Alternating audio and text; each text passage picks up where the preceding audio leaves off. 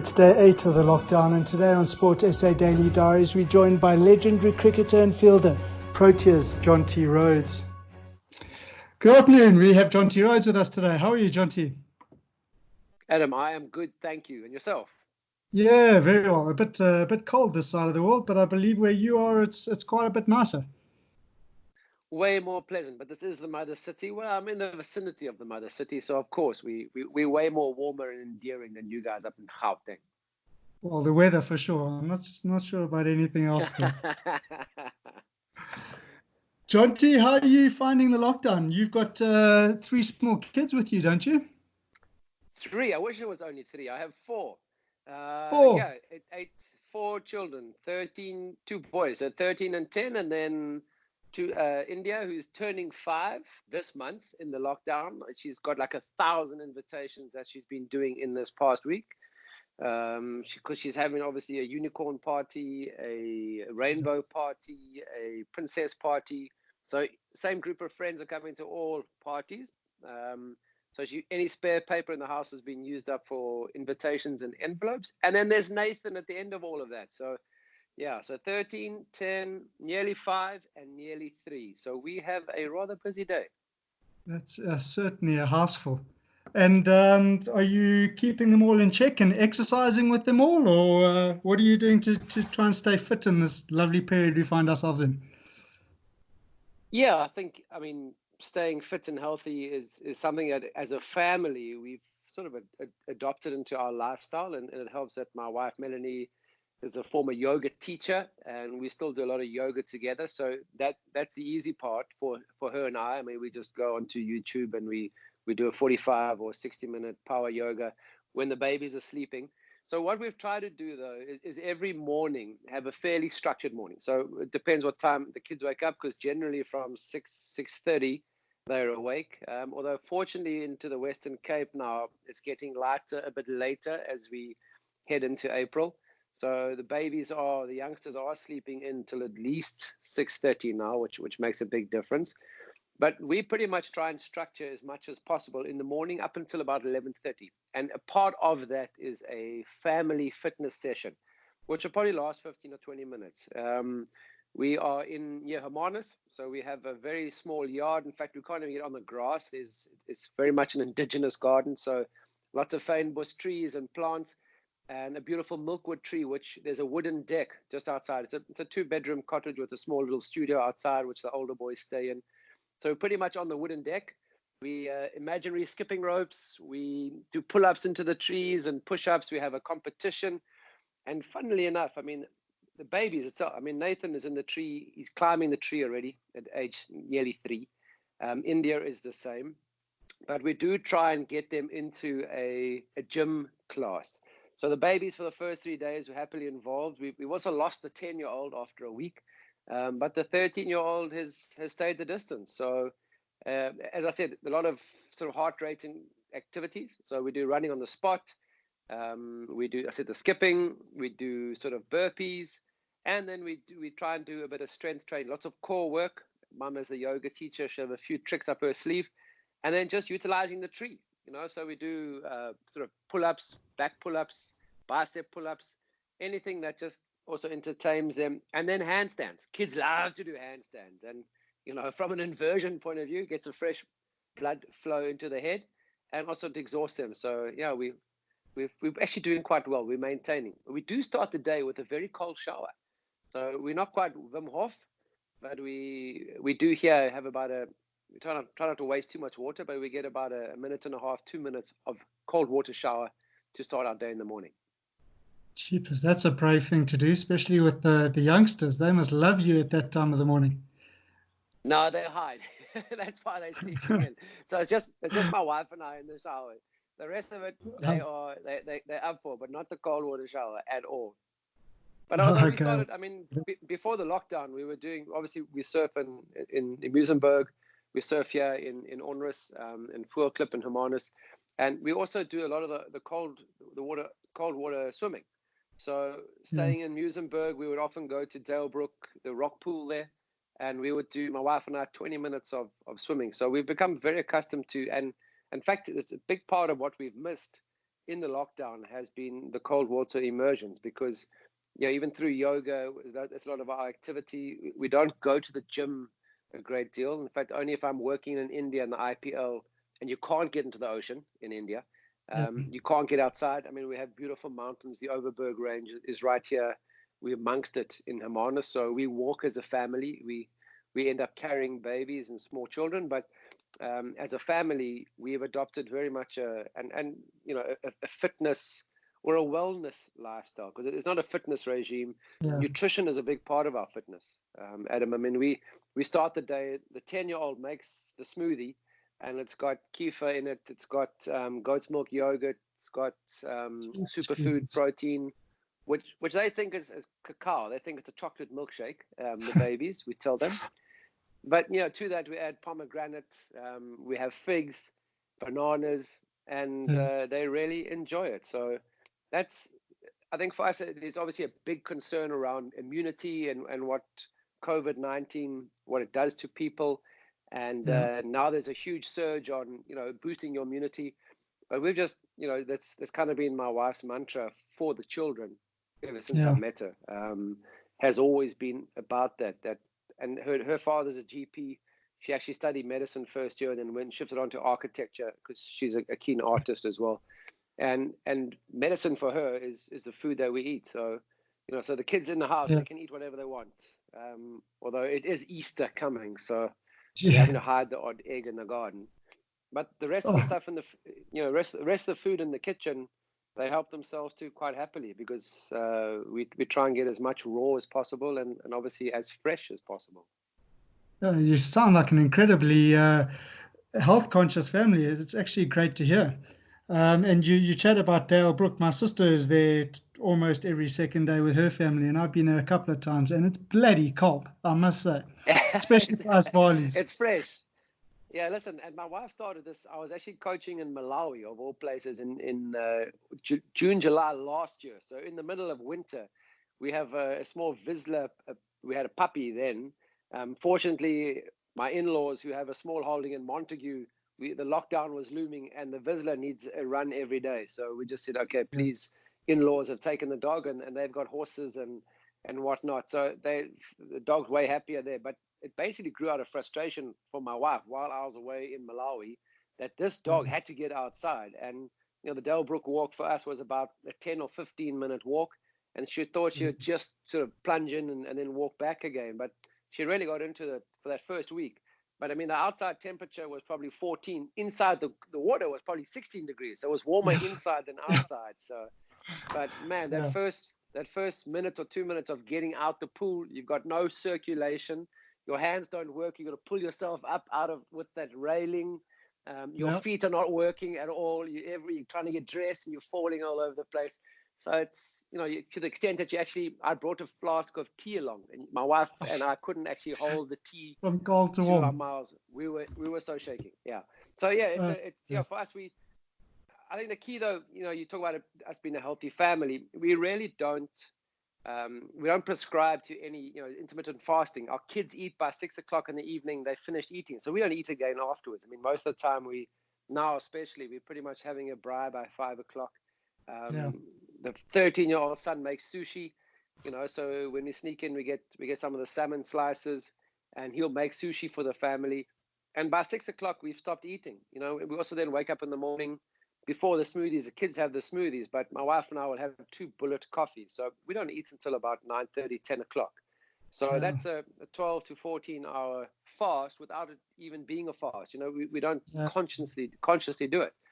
So just the lifestyle. And I think that's a key with a lot of people. They don't realize, just how, I think for a long time, we've fooled our bodies into believing that we need to take medicine. We need to, all the stuff that we actually can't do ourselves. So we have got to pop a pill, or, we have to go to the gym. You can walk, you can plant work in your garden, you can walk outside, you can take your kids for a ride on a bicycle, you can wrestle with your children at home, climb a tree. I mean, when the last did people climb a tree? So, all these sort of things that your body is actually inherently knows and is very capable of doing, just being active and staying healthy. I think we've lost that a long, long time ago. And maybe this is a reset. I mean, we keep talking about, what is going to be the new normal post-COVID-19? Sure, it's been a huge global pandemic. I think my biggest worry is that people just think, oh, it's a 3-week break, 3-week lockdown, learn a new language, try a new skill, but afterwards it's going to be life as it was before. But we're going to feel the effect of this pandemic for a long, long time from the economy point of view, and hopefully people do reset. I'm already having a look at, why do I physically have to be all around the world to coach? I'm also a speaker in India, a lot of corporates. And I've got my first webinar next week, whereas before I jump on an airplane, I'd fly there, I'd speak for an hour, and I'd fly back. Now I'm doing it online. Why haven't I looked at these options and opportunities in the past? So I'm looking forward to seeing how we all approach this post, not just the lockdown, but in the next 2 to 3 months, how we look at our lives and our existences. It's going to be a big change, I think. Jonty, you sort of touch on what you're doing now. Let's take a little step back. You were an incredibly talented sportsman. Hockey was on the table, cricket was on the table. I'm sure there were a couple of more, probably soccer and rugby and who knows what. What made you choose cricket? Well, firstly, growing up in the apartheid era South Africa, there were, it was just playing against the white kids that I grew up with and against. And selection-wise, it certainly allowed me to get into the team with a very average. But from a sporting point of view, my dad is a principal, head of department at the same school that I'm one of 3 boys. So my dad was the first guy there at the school in the morning and the last guy to leave, because he wasn't just a teacher, he was also a coach, a sports coach. And we generally had the option, we could do our homework with the boarders in the afternoon, or we could stay and play sport as well if it wasn't our sporting days. So, I had epilepsy, a mild form of epilepsy as a youngster, so no rugby. My dad was a rugby player. He grew up in northern Natal, and rugby was his thing, and swimming. And so my younger brother played rugby, but I had to choose then football. We could play 2 winter sports. So it was hockey and soccer. Summer was cricket and tennis. And then come high school, there wasn't that, but there were still defined seasons. And it was hockey, because the high school I went to was Maritzburg College, and out of 1,000 boys, 98% played rugby. So there was no soccer. I was still playing club soccer, and then also I didn't grow very much, and I kept getting beaten up from a concussion point of view. So as a center forward trying to contest in the air, I would clash heads with the defender's shoulder if I could reach that high, and then I'll get concussed, and I basically had to stop. So by age 14, I was only playing cricket in the summer and hockey in the winter. And that then, there was no country to play for when I finished school at Maritzburg College. Went to Maritzburg University to study a BCom degree, and again, playing Natal cricket in the summer and Natal hockey in the winter. And because cricket got back in 1992, Dr. Bacher, in fact, the South African team went to India in late 1991, which I wasn't a part of, and then went to the World Cup in 92 for the first time. We were the only sport that had been unified. So Dr. Bacher had a lot of vision, and he unified the cricketing board and the cricket union, and all the other sports were playing under 2 different governing bodies. So pre-democracy, cricket was the only game available. And then what happened? I would come back from the World Cup. We went and toured the West Indies. I came back to South Africa. I then had a hockey season. Then 1993, we started touring Sri Lanka in September, which is the end of the hockey season. And then 94, we toured for the whole of winter in the UK. So it was our first trip back to England, and we were basically there for 3 months. So my hockey season was then over. So I didn't choose hockey, kind of cricket chose me more than anything else. And Jonty, were you always so mobile and athletic in the field? Because you really brought fielding, gave coolness to fielding in cricket. And I mean, if anybody speaks of fielding, they speak of you still today. Well, it's crazy. I mean, for a long time, I felt like the father of fielding, but now I feel a bit like the grandfather of fielding. It has evolved. And as a fielding coach now, I really appreciate the athleticism of all the players. And a lot of the work that I do in the subcontinent, especially India, the first 5 years that I was coach with Mumbai Indians from 2009, your local players just really battled their agility because they only play one sport, so not very mobile. And if they were mobile, straight lines, no change of direction. Yeah. And as a fielder, as a hockey player, that's how you run. You run low to the ground, low center of gravity, still looking up to pass the ball or receive a pass or avoid a tackle. And tennis, moving side to side to return serve. All the sports that I played, because we didn't have a fielding coach when I first made it to play for South Africa. But at school level, I was, I had a reputation already as being a good fielder. And Mike Bechet was our under 15 coach at Maritzburg College, and he kind of wrote I remember it was the first time anybody had spoken about my fielding in an article, in the school end of year book, and that was at age 15. So I was already sort of getting a reputation as being somebody good in the field. I just had so much energy, Adam. It wasn't a case of, man, I see a gap in the market. If I become a good fielder, I mean, it certainly helped my selection. I mean, there were at that 92 World Cup, just off the top of my head, Mike Rindle and Daryl Cullinan, two middle order batters who had much higher averages than me.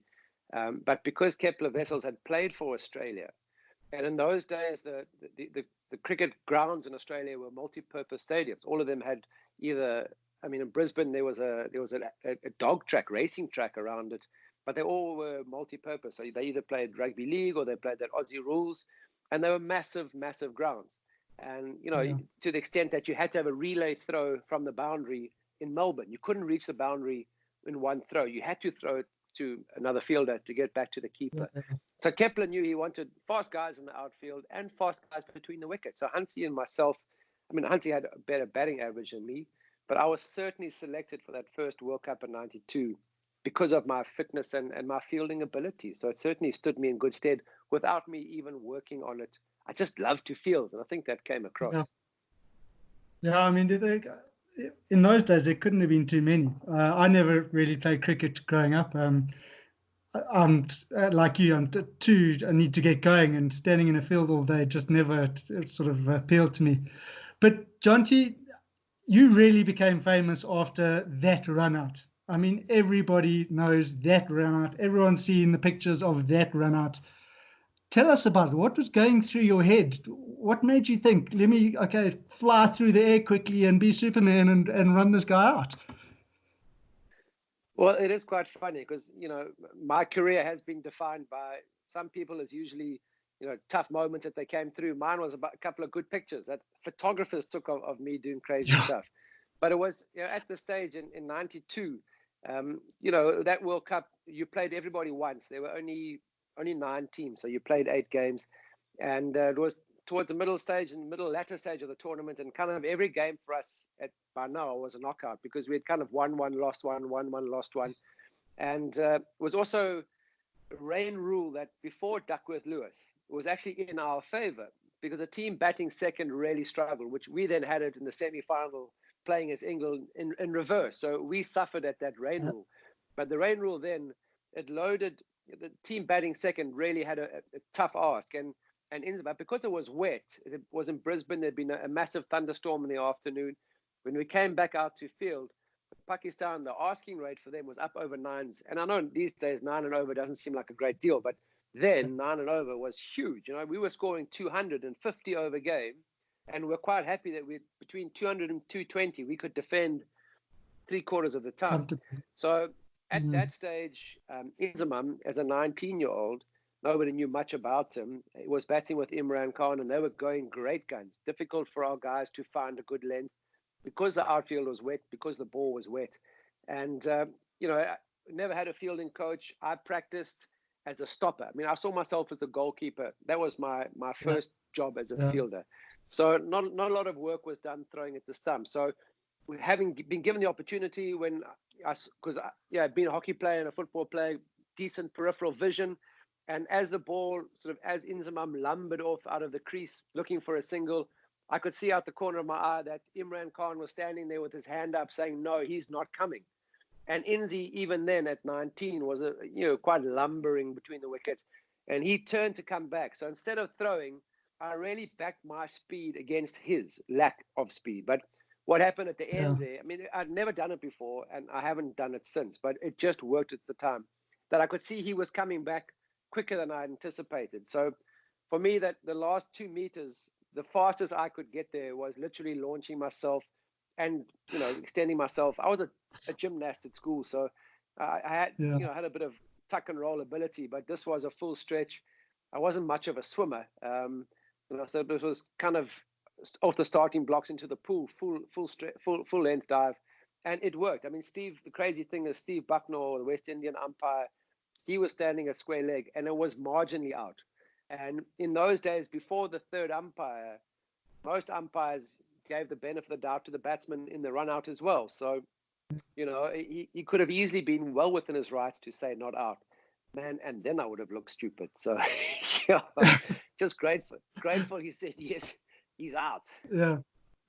But Absolutely. no thought. I mean, that's the thing. No thought process other than we need the wicket desperately, and I back my speed against my accuracy with the throw. Yeah. Well, it certainly worked. And tell us, Jonty, is that your standout moment from your career, or is there another one, maybe your debut for the Proteas? What, if you had to think back on your cricket career, what is that moment that really stands out for you? Well, I think, that was obviously a big one. It certainly literally launched my career. It also, because we were playing against Pakistan, so all the Indian supporters thought I was like a favorite son, adopted son, because I think Pakistan and India at the time were clashing over various border issues politically. So I think what then reinforced that was in 1993 in Mumbai. We were playing in a Hero Cup match against the West Indies. And in that game, I took 5 catches, which afterwards I was told, didn't even know, it was a world record. And but 30 odd thousand Mumbaikers, people living there at the stadium chanting Jonty, which was pretty amazing. And I think that love for me in India has endured, since then. So it's been, I haven't scored many hundreds. So the couple that I have been kind of split over my career. So there's not really one or defining moment of my career other than that fielding session where in Mumbai, 5 catches, 30,000 Indians kind of chanting for me, and just how that sort of love for me was then amazingly still people send, the 15-year-old kids say, no, I know who you are. I'm saying, how do you know who I am? No, my dad makes me watch you on YouTube. So I'm very grateful for the internet. Yeah, I mean, I suppose if you had to do a world record for cricket, there's no better place, really. You look at A.B. de Villiers now, and I mean, he's an absolute god in India. So the likes of yourself and A.B. and Kohli really are on a pedestal above anybody else. Yeah, I mean, it started with Sachin Tendulkar, and for a long time, I think he carried a lot of the weight and the responsibility almost. And he's an incredible man for having done that for so long. And he within his rights to be an absolute chop, because they do worship him as the 1003rd god in India. I'm not too sure exactly, but god of cricket, Sachin Tendulkar. So then MS Dhoni came along. It was quite interesting. So every television advert alternated between Dhoni and Tendulkar. And Virat Kohli has certainly surpassed them, I think, and especially, I mean, the advent of social media. So people have become a lot closer to the stars now, and Virat Kohli has a great media team. He works it really well, and it's a big part of his branding business. And so I think he's taken it to the next level. But yeah, cricket in India, if you make a name for yourself there, you certainly get a very big following very quickly. Yeah, totally. And Jonty, these days you're coaching in India, you're coaching in Pakistan. I believe you've been entered into a mountain bike ride towards the end of the year. Tell us what you're doing with your time now. Well, the funny thing, not about the mountain bike ride, by the way, the funny thing with the lockdown is that, for a long time I've been working with the chap Ryan Marin in Cape Town, he's at a cricket school of excellence business. And I met him sort of 2 years ago when I'd officially stopped working with Mumbai Indians, the IPL, because I wanted to do more work in South Africa. And he was doing great work in Khayelitsha, but he was actually being funded by the Australian government. He was applying they have a a development grant or funding in the various countries that they operate or have a presence. And he was being funded by the Australian government in Khayelitsha specifically. He was taking coaches into Khayelitsha at the various schools and employing those coaches, bringing some of the talented kids to his training camps at some of the private schools and better government schools. And I said to Ryan, I've done nothing in South Africa. I have gained so much from cricket. Obviously a lot of my exposure is in India, but I haven't given anything back. I've coached once the South African team up to the 2007 World Cup. For 18 months, I was the fielding coach up to that 2007 World Cup in the West Indies. And other than that, I've done very little. So my focus is now, and it's been interesting because after the IPL, where you work with $1 million players and, you get the best of every equipment, all the facilities are state of the art. And I've been working in places like Nepal, where very limited facilities, Malawi, even in Zimbabwe to an extent where, Zimbabwe still has great facilities, but very little funding. Malawi, no funding, hardly any facilities, real passion, and starting, from new, which is quite cool to be involved with people who don't have kind of set ways of doing things, and they're open to trying new ideas. So what we're looking at is to try and, and I've been talking to guys like Gary Kirsten, who's doing great work in Khayelitsha, JP Germany, doing awesome work in Mitchell's Plain. Ashwell Prince, who's a coach here in the Western Cape for the Cobras, and just trying to find out how I can fit in. Because I think what we've seen in every country and in South Africa is amazing people doing great work, but almost in isolation.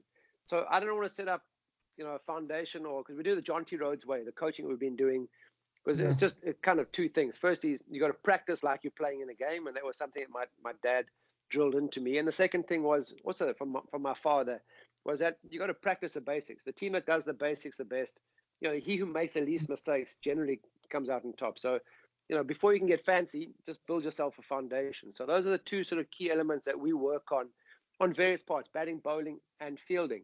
So what we're looking to do now, and we've certainly, and the information coming back from Gary and JP and the guys who are working there, is the coaches. People are really keen. They're giving back of their time, but they don't have the expertise. So they almost need to be upskilled. So upskill the coaches, because cricket, most sport, is a game of habit. And if you reinforce the wrong habit, you kind of you're going to plateau as opposed to go from one level to the next. So really excited. I was actually playing in India before the sort of lockdown started around the world, and playing in these old man's tournaments. And we had the likes of Garner Kruger, who's doing Kazi cricket, street cricket in Gauteng. Raj Taylor Marcus, who's working with the Dolphins, at academy level. Morne van Wyk, who's coaching in Pietermaritzburg in the inlands in the amateur structure. Ryan McLaren's working in the Free State at one of the schools. So, a lot of guys, LB Morkel, who's been involved with cricket, obviously for a long time, Jacques Rudolph, players who are still, some of them still in the system, who've just recently retired. Because that was my whole sort of criticism of myself, was that I can't criticize cricket South Africa or what's happening locally. So I don't know enough about the system. Let me find out more. So trying to find a way where I can get into this cricket incredible ecosystem and make a difference. And it looks like for me the way to go is to try and get in as many coaches as possible. Yeah, certainly a great idea. I think a lot of our sports could use that. Jonty, thank you so much for joining us today. It's been brilliant to chat to you. Look forward to riding with you in September at the African Icons Invitational. It's going to be great to have you on board. But yeah, let's hope the lockdown is done by then. Yes, definitely, Adam. If it's not, I'm riding there anyway, so I'm going to break the curfew. Brilliant. Jonty, thanks so much for your time. Cool, my pleasure. Thanks, Adam. Thank you. On tomorrow's episode of Sports SA Daily Diary, we'll be chatting to ex-Springbok gymnast Dominic Mann.